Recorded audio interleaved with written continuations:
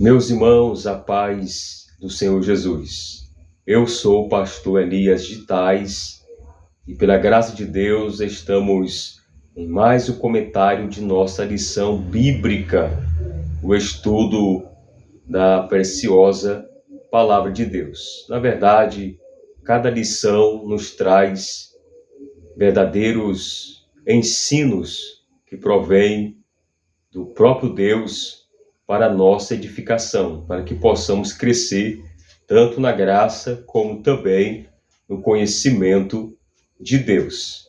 Estamos já na lição 2, que tem como tema o novo nascimento. Você que está aí com a sua lição bíblica, acompanhe conosco e queremos já ler o texto áureo e como também a verdade prática.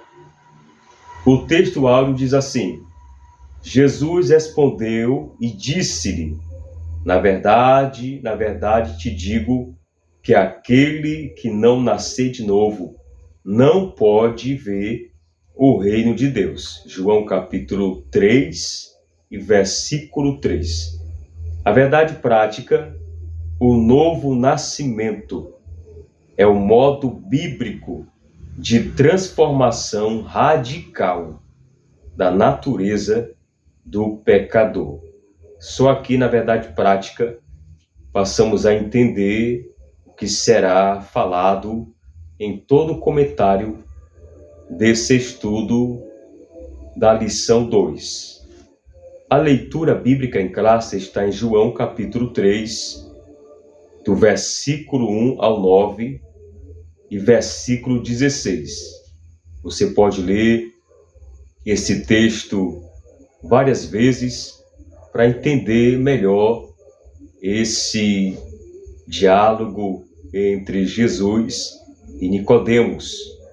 Há vários comentários de livros escritos por homens de Deus que falaram sobre esse assunto que envolve o novo nascimento. Você também pode pesquisar em muitas Bíblias, que há Bíblias com vários comentários que falam também desse assunto que envolve esse diálogo entre Jesus e Nicodemos, mostrando aqui a verdadeira doutrina sobre o novo nascimento. Então, a Bíblia denomina como novo nascimento a obra de regeneração produzida pelo Espírito Santo. A conversa entre Jesus e Nicodemos, um doutor da lei, revela um dos textos bíblicos mais relevantes para a explicação bíblica dessa doutrina que chamamos, de acordo com a nossa teologia, chamamos de a doutrina da regeneração. E é essa doutrina que estaremos estudando nesse comentário. E queremos aqui apresentar a você os objetivos da lição. Os objetivos da lição são 3. O primeiro objetivo, iremos relatar a conversa entre Jesus e Nicodemos, um diálogo entre Jesus e Nicodemos. E segundo, examinar a doutrina da regeneração. E terceiro, elencar os meios da obra regeneradora. Então observe que a lição tem muito para nos ensinar e cremos que através desse comentário Deus vai nos edificar, Deus vai edificar você, Deus vai edificar cada aluno e cada professor que estão aí em suas igrejas e sendo professores de escola bíblica dominical.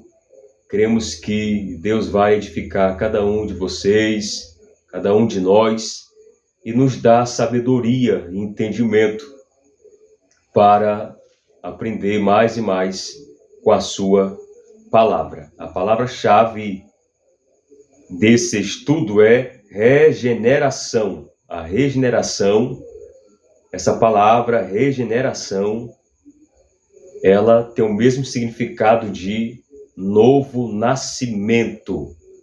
Então, a palavra-chave da lição é regeneração. É a palavra-chave da lição. Vamos aqui agora para a introdução. Nesta lição, estudaremos uma das mais significativas obras do Espírito Santo, que é a regeneração, que é uma base no diálogo entre Jesus e Nicodemos. Nesse diálogo de Jesus com Nicodemos, Jesus ele ensina essa doutrina do novo nascimento. Jesus ele ensina essa doutrina propriamente para Nicodemos. E aí nesse texto de João capítulo 3, do versículo 1 até o versículo 9 em diante, Jesus ele ensina essa verdadeira doutrina dos céus, a doutrina do novo nascimento a este homem chamado Nicodemos. Analisaremos a realidade do novo nascimento, percebendo a regeneração como uma ação única de Deus por meio do Espírito Santo. Observe que essa ação, ela provém do Espírito Santo. Essa ação da regeneração, que é o novo nascimento, ela é uma ação única de Deus que provém do Espírito Santo. Acontece por meio do Espírito Santo. Adicionalmente, destacaremos a importância dessa extraordinária obra na vida do pecador e os meios que Deus disponibiliza para que possamos vivenciar a experiência da regeneração. É uma experiência.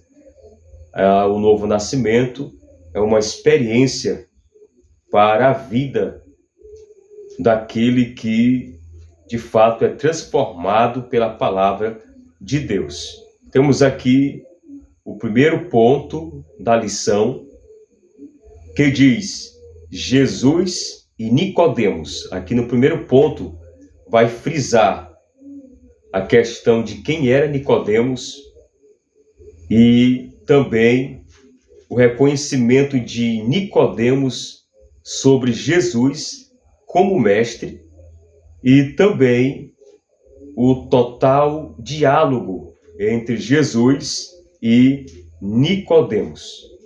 Primeiramente, quem era Nicodemos?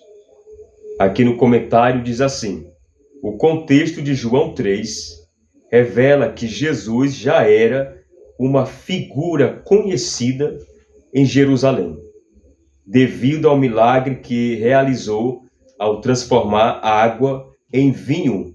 A sua fama espalhou-se entre o povo, especialmente entre os líderes religiosos do Templo de Jerusalém.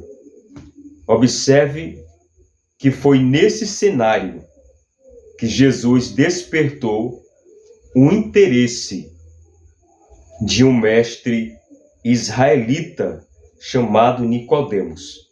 Foi nesse cenário que Nicodemos despertou uma certa necessidade de querer conhecer o mestre, de querer conhecer o Senhor Jesus. Então Nicodemos, ele era um sábio judeu de grande prestígio, tanto entre o povo como entre os seus colegas fariseus. Então observe que Nicodemos, ele tinha um certo prestígio. Ele era muito conhecido, e eu posso dizer, ele era muito respeitado diante o povo e diante os colegas fariseus.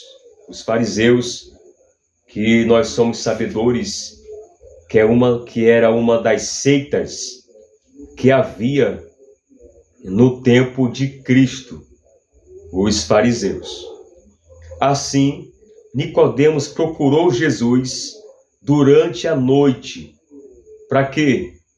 Para questioná-lo sobre seus ensinamentos. Está lá no versículo 2 de João, capítulo 3. Porque o versículo 2, eu vou ler aqui na Bíblia Sagrada, o versículo 2 diz assim: o propósito, falando aqui do propósito, da qual Nicodemos foi falar com Jesus, porque o versículo 2 diz assim: e este foi ter de noite com Jesus, e disse-lhe: Rabi, bem sabemos que és mestre vindo de Deus, porque ninguém pode fazer estes sinais que tu fazes, se Deus não for com ele. Então observe aqui que Nicodemos, ele procurou Jesus durante a noite para fazer perguntas, para questioná-lo sobre os seus ensinamentos. Então observamos que aqui no primeiro ponto já fala quem era de fato esse homem chamado Nicodemos. Segundo, o reconhecimento de Nicodemos sobre Jesus como mestre. No versículo 2, acabamos de fazer a leitura, indica que Nicodemos percebeu a autoridade que o Pai concedeu a Jesus, chamando de Rabi. Nicodemos, ele chama Jesus de Rabi. Neste contexto, nota-se que não existia hostilidade nas palavras de Nicodemos para com Jesus, mas sim um genuíno interesse em compreender o ensino novo apresentado pelo Senhor Jesus. Observe que quando Nicodemos ele foi se comunicar com Jesus, ele não foi com um tipo de hostilidade, ele não foi com um tipo de querer debater com Jesus sobre questões religiosas, qualquer outro tipo de questão, não. Mas Nicodemos, ele foi de coração aberto para aprender com os ensinamentos do Senhor Jesus. Ele queria aprender, ele queria compreender os ensinamentos do Senhor Jesus. O novo ensino, um ensino novo que ele queria que fosse apresentado pelo Senhor Jesus. E este interesse também decorre do reconhecimento de Nicodemos em relação aos milagres realizados por Jesus, que demonstram que nosso Senhor era mais do que um simples mestre. Jesus, ele era mais do que um simples mestre, mas ele era o enviado de Deus. Ele foi enviado pelo próprio Deus. Então, para resumir, Nicodemos, ele reconhece Jesus como mestre. E, na verdade, Jesus, além de ser mestre, ele era, e ele ainda é, o mestre dos mestres. O nosso Senhor Jesus foi reconhecido por Nicodemos como Rabi, que é o mesmo que mestre, ou mestre dos mestres. O terceiro tópico vai falar do diálogo entre Jesus e Nicodemos. Diz assim, a partir do versículo 3, a afirmação de Jesus sobre o conceito de nascer de novo e nascer da água e do Espírito, para poder ver o reino de Deus, deixou Nicodemos perplexo. Observe que nesse diálogo, Nicodemos ele ficou perplexo. As palavras água e espírito, Jesus usa essas palavras, água e espírito. As palavras água e espírito aparecem frequentemente ao longo do Evangelho de João, transmitindo a ideia de elementos fundamentais para a nossa admissão no reino celestial. Desta forma, a referência à água e ao Espírito recorda-nos a mensagem de João Batista sobre o arrependimento dos pecados e uma nova forma de viver. Então, nesse diálogo de Jesus com Nicodemos, Nicodemos começou a aprender coisas importantes acerca do nascer de novo, acerca do novo nascimento. Então, para resumir o primeiro tópico, a conversa entre Jesus e Nicodemos demonstra a procura genuína pela verdade de um líder religioso, um líder judaico, esse líder chamado Nicodemos. Vamos agora ao segundo tópico. Vamos entender um pouco sobre o novo nascimento, que é a obra de regeneração. O primeiro ponto diz o novo nascimento. O que é o novo nascimento? Qual é o real significado dessa palavra, novo nascimento? Vamos ler. A palavra regeneração tem origem do termo grego palingenesia, que significa literalmente voltar a ser gerado novamente. Foi isso que Jesus disse para Nicodemos, que era necessário nascer de novo. Aqui é a obra do novo nascimento, é a doutrina do novo nascimento. Assim, a regeneração é um conceito atualizado, é um conceito utilizado na teologia, especialmente na soteriologia, que a soteriologia é a doutrina da salvação, para descrever o ato divino de transformação interior do pecador. Observe que o novo nascimento é uma transformação interior. Isso é o novo nascimento. É uma transformação no interior. Uma transformação de forma no interior do pecador. Isso passa a ser o processo do novo nascimento. A expressão novo nascimento está vinculada à doutrina bíblica da regeneração, referindo-se a uma mudança realizada pela graça, quando o pecador, que possui uma natureza carnal, corrompida e caída em pecado, passa a ter uma nova natureza, agora purificada e espiritualmente restaurada. Tiago fala sobre isso, em Tiago capítulo 1, versículo 18 ao 21. Jesus abordou este tema quando ele falou com Nicodemos. Jesus, ele ensinou sobre esse tema quando teve esse diálogo com Nicodemos. Jesus disse assim, em João 13:3, aquele que não nascer de novo não pode ver o reino de Deus. Aquele que não nascer de novo não pode ver o reino de Deus. Então, para participar do reino de Deus, o pecador ele precisa ser regenerado. Para participar do reino de Deus, o pecador ele precisa passar pelo processo do novo nascimento. Tiago ele fala sobre isso. Em Tiago capítulo 1, versículo 12, ou melhor, versículo 18 ao 21. O segundo ponto, a regeneração como obra exclusiva de Deus. Aqui nesse segundo ponto, vai falar que o novo nascimento é uma obra que é exclusiva de Deus. Observe aqui o comentário. A regeneração é um ato que Deus realiza na vida do pecador. Observe, levando a uma mudança radical do seu coração e provocando uma transformação profunda da sua vida interior. Observe que o pecador, quando ele recebe o novo nascimento, ele passa a ter uma mudança de vida radical.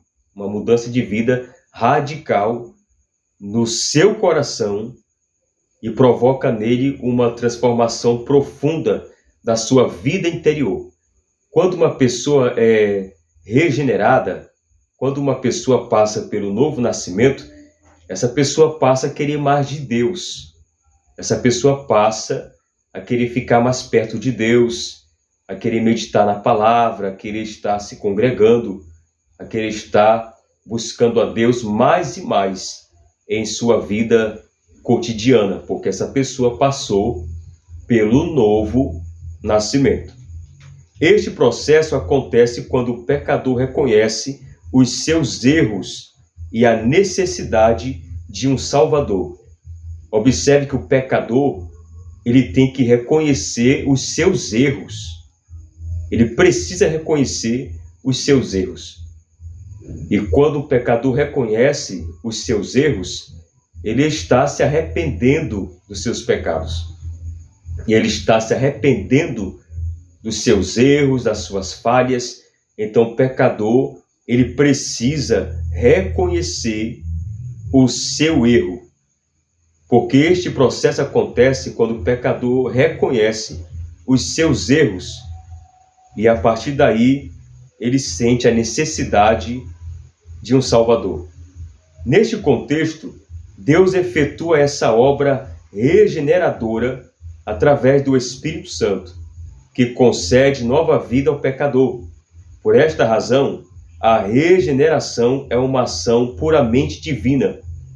Na Epístola de Tiago, encontramos a seguinte afirmação: toda boa dádiva e todo dom perfeito vem do alto, segundo a sua vontade. Ele nos gerou pela palavra da verdade, como diz Tiago, capítulo 1, versículo 17 ao 18. Então, nós fomos gerados pela palavra de Deus. Além do Espírito Santo nos trazer essa transformação divina, que é o novo nascimento, a palavra de Deus também nos lava, nos purifica. A palavra de Deus, ela é como a água também que nos purifica, como diz propriamente o apóstolo Tiago, como também propriamente o apóstolo Pedro. O terceiro ponto diz assim: a necessidade da regeneração do pecador. Observe, a Bíblia ensina que o ser humano é pecador. A Bíblia nos mostra que o ser humano é pecadora, é um pecador. A Bíblia ensina que o ser humano é um pecador.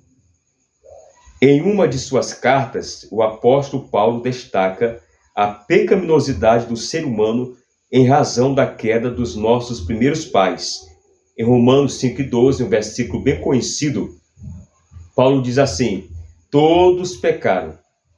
Assim sugere a necessidade de cada indivíduo passar pela experiência da regeneração. Romanos 5,19. Esta magnífica obra foi confirmada pelo Senhor Jesus durante sua morte sacrificial. Na cruz, ele conquistou a oportunidade de vivermos uma nova vida. Portanto, devido à nossa natureza pecaminosa e ao que Jesus realizou na cruz, a ação regeneradora do Espírito Santo é essencial para todos os seres humanos. Para resumir aqui o segundo tópico, diz assim: o ser humano é, por natureza, um pecador. Por isso, a obra de regeneração é uma ação exclusiva de Deus. Então podemos ver que o segundo tópico tem muito a nos ensinar sobre o novo nascimento. Queremos agora encerrar com o último tópico de nossa lição, que vai falar sobre os meios da obra regeneradora. O primeiro ponto diz assim: a operação do Espírito Santo. O conceito de nascer da água refere-se de forma metafórica à ação purificadora do Espírito, embora muitos interpretem a água do Evangelho de João como uma alusão ao batismo cristão. A regeneração que se produz não é algo físico ou material, mas sim uma transformação interior que apenas o Espírito Santo pode realizar. Somente o Espírito Santo pode realizar a obra da regeneração. Somente o Espírito Santo pode efetuar a obra do novo nascimento. Nesse sentido, o nascer da água simboliza, observe, o nascer da água simboliza a obra purificadora do Espírito Santo, referindo-se àqueles que são nascidos do Espírito. Foi o que Jesus falou lá no versículo 5, versículo 8 de João capítulo 3. Dessa forma, de certa forma, o modo como se manifesta a regeneração na vida do salvo possui um caráter misterioso. No entanto, é inegável que aqueles que vivenciam essa experiência recebem, mediante a ação do Espírito, uma nova vida em Cristo.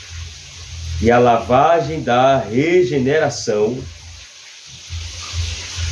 e da renovação do Espírito Santo, como diz aqui, uma nova vida em Cristo e a lavagem da regeneração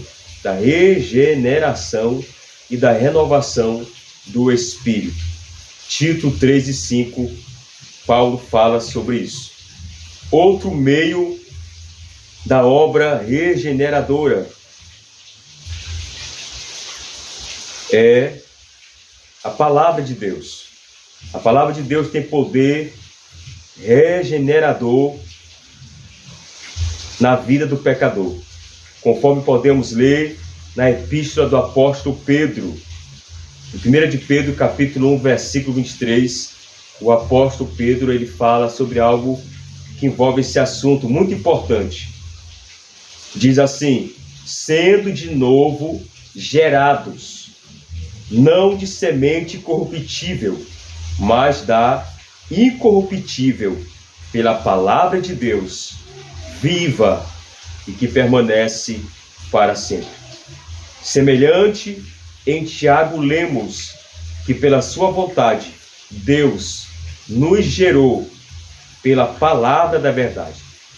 Então nós fomos gerados pela palavra da verdade, que é a palavra de Deus. Portanto, o Novo Testamento apresenta com clareza o caráter regenerador da palavra de Deus. Por isso ela é tão poderosa, viva e eficaz, pois alcança o lugar mais profundo do pecador que mensagem humana alguma tem poder de alcançar. Ela é a semente de que o Espírito Santo se serve para gerar uma nova criatura. Quando a pessoa aceita Jesus como Salvador, ele passa pelo processo do novo nascimento. E Paulo escreve isso, falando aos Coríntios, em 2 Coríntios capítulo 5, versículo 17, que é um versículo bem conhecido. Paulo diz assim: assim que, se alguém está em Cristo, observe, nova criatura é. As coisas velhas já passaram, e eis que tudo se fez novo. Isso é a doutrina do novo nascimento. Tudo se fez novo. Quando a pessoa aceita Jesus como Salvador, ele passa a ter uma nova vida, passa a ter uma nova pessoa. É uma vida transformada, principalmente uma vida transformada no interior. Isso acontece porque o Espírito Santo passa a trabalhar na vida da pessoa. Terceiro ponto e último, para encerrar. Também temos aqui outro meio, a vontade soberana de Deus. A palavra de Deus ensina que é a intenção divina que todos os seres humanos alcancem a salvação e cheguem ao conhecimento da verdade. O plano de salvação de Deus revela a sua vontade perfeita, desejando que ninguém seja condenado eternamente, como é mencionado na epístola de Pedro, na segunda epístola de Pedro, capítulo 3, versículo 9. No entanto, segundo a sua vontade permissiva, as pessoas têm a liberdade de fazer escolhas, decidindo se buscam ou não o perdão divino e, por consequência, a vida eterna. Logo, o ser humano não pode escapar da sua tomada de decisão. Portanto, para resumir o terceiro tópico, a ação do Espírito, a palavra de Deus e a vontade soberana divina são esses três. São os instrumentos através dos quais Deus atua na regeneração do pecador. São os meios a qual vem a ocorrer o novo nascimento. São os meios da obra regeneradora, que é propriamente a operação do Espírito Santo, a palavra de Deus e a vontade soberana de Deus. Queremos aqui ler a conclusão para encerrarmos esse estudo. A obra de regeneração do Espírito Santo possibilita ao pecador a participação da natureza divina. Este recebe pleno acesso ao reino de Deus, bem como a sua filiação divina aos que creem no seu nome. Dessa forma, assim que o pecador se arrepende e aceita o Evangelho, o Espírito Santo começa a residir nele e realiza a obra de regeneração, capacitando para enfrentar a sua velha natureza e garantindo que ele alcance a vitória total em Cristo Jesus. Então guarde essa palavra e que possamos sempre meditar na palavra de Deus. E você pode estar relendo a lição e procurando estudar os pontos mais difíceis, os pontos que são mais difíceis, que por muitas vezes nós vemos que há na lição alguns pontos difíceis, mas que você venha pedir também a direção do Espírito Santo, que ele vai lhe ensinar e lhe dar a verdadeira sabedoria. Tenha uma boa aula, continue orando por nós e que Deus abençoe a sua vida e a sua família, em nome de Jesus.